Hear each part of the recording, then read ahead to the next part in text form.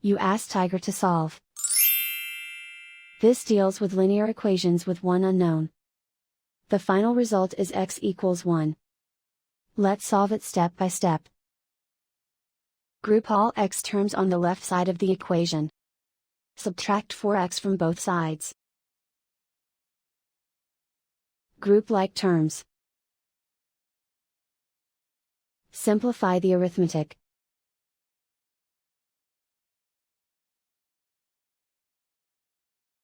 Group all constants on the right side of the equation.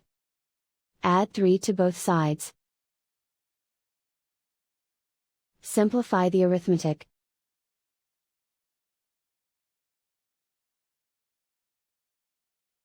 Isolate the x. Divide both sides by 3. Simplify the fraction.